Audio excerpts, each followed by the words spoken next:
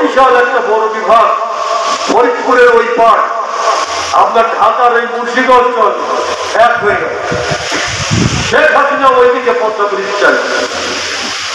আপনাদের মনে আছে কিনা আমরা একটা দৌলতদিয়া ঘাটে খুব বড় জনসভা করলাম, এরকম রাত্রে।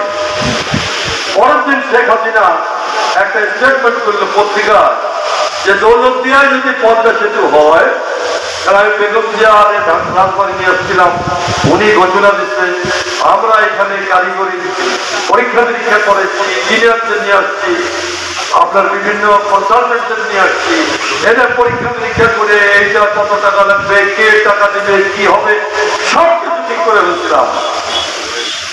যখন দৌলতদিয়া আমরা জনসভা করলাম, পরের দিন শেখ হাসিনা একটা স্টেটমেন্ট করে বলল যে রাজবাড়ির দৌলতদিয়া পাটুরিয়ায় যদি পদ্মা সেতু হয় তাহলে পরে আমি লং মার্চ করব এবং তাহলে রক্ত গঙ্গা বয়ে যাবে। ইন্টারেস্টিং জিনিস হলো, তখন আওয়ামী লীগকে আমি বারবার বলছি দেখেন এটা আমাদের স্থানীয় আন্দোলন আছে, এটা একসাথে করি। যে হাসিনা যেহেতু ওইদিকে চাইল, তখন আওয়ামী লীগের এই টোটাল পেন্টের আওয়ামী লীগের লোকজন মুখে তালা দিল, কোনো কথা বলল না।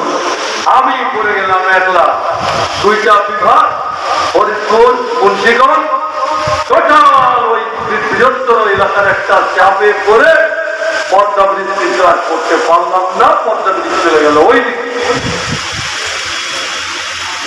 এখন আপনি মনে করেন, আমি চিন্তা করি পদ্মা ব্রিজ যেহেতু ওই দিকে চলে গেল, আর ওই দিক দিয়ে যমুনা গেছে, যমুনা ব্রিজ রাজবাড়ি পড়ে গেছে পকেটের মধ্যে, এই রাজবাড়ির উন্নতি হওয়ার কোনো চান্স নাই। দিনে দিনে এই জায়গাটা আরো দরিদ্র হবে, আরো দরিদ্র হবে। এইখানে একটা কমিটি তৈরি করো, এই হলো আমার শেষ কথা। আপনারা ভালো থাকেন, সুস্থ থাকেন। এক শেষ কথা, এক মিনিট। আমার আগেই বলা উচিত ছিল, মুরব্বী তারা আমাদের ছেড়ে চলে গেছেন, আমি একটু নাম করে শোনাই। কাজী কুরবান আলী আমাদের প্রেসিডেন্ট আব্বা, আজহারুদ্দিন চৌধুরী আমাদের হিন্দুর আব্বা, শওকত মোল্লা, হেদায়ত ভাই, হেদাওয়াহিদ ভাই, রঞ্জিত সাহা, আখতার হোসেন, সৈয়দ আলী মিয়া, ডক্টর নেসের গাজী, মতি মোল্লা, মসজিদ চেয়ারম্যান শিশির কুমার সাহা। অনেক ব্যাপার কি, বাজারের ব্যবসায়ীরা একটা সংগঠন করবে, সেখানে অনেক ব্যাপার, কি ব্যাপার আমার মাথায় ঢোকে না। ওই দিন হয়ে আজকে পর্যন্ত বন্ধ, কমিটি নাই, নাই তো নাই।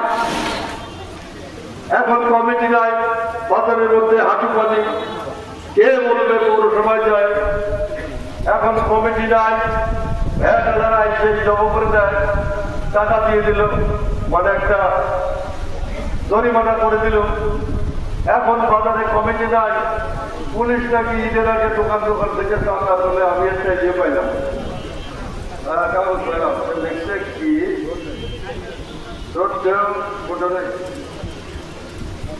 চিঠি।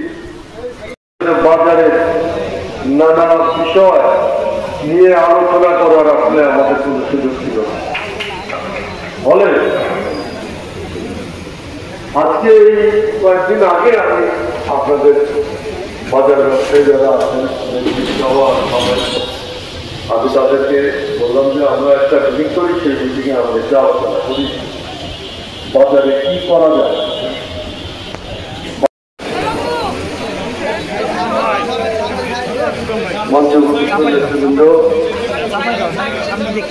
আমার ডানে মায় সামনে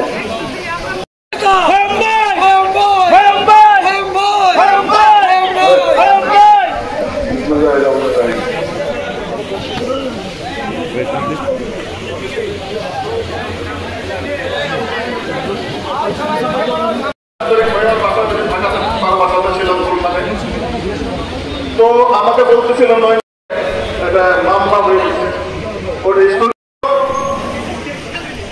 এবং আমার মনে হয় না নির্বাচনটি হলে কোনো কমিটি আর থাকে না, অর্থাৎ আবার নির্বাচন করতে হয়।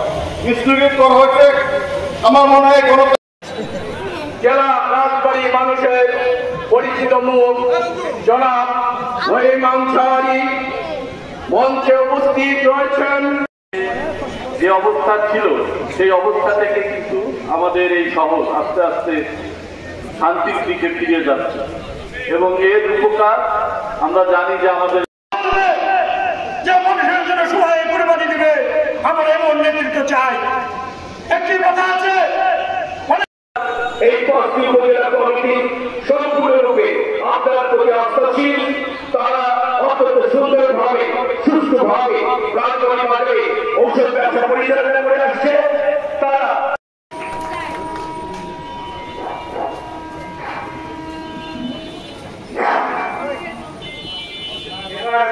আমাদের সম্মুখে বক্তব্য নিয়ে আসছে। আমাদের এই অনুষ্ঠান আয়োজনে আমার সঙ্গে অক্লান্ত পরিশ্রম করেছে আমাদের বিশিষ্ট ব্যবসায়ী মিরাজ আহমেদ মিরাজ এবার তার সংক্ষিপ্ত কথা বলবে। যে ছেলেটি মামলা করেছিলেন সে আমাদের এই ফটিক সরকারের রাজবাড়ির আগে অনেকেই বলেছেন রামপ্রিয় নেতা, গণমানুষের নেতা। আমরা চাকর পাখির মতো চেয়ে আছি। আমরা ব্যবসায়ীরা আজকে অসহায়। আজকে 10 মিনিট বৃষ্টি হলে আঁটু পানি হয়ে যায়। আজকে উনি তিনবার পৌরসভার চেয়ারম্যান থাকা অবস্থায় যে কাজ রেখে গেছিলেন তারপরে আর উন্নয়ন হয় নাই। তাই উনি রাজবাড়ির উপকার, তাই আমাদের কলিজার টুকরা। উনি রাজবাড়ির কোনো মানুষের নেতা, ওনার ডাকে এসেছি। সাথী বন্ধু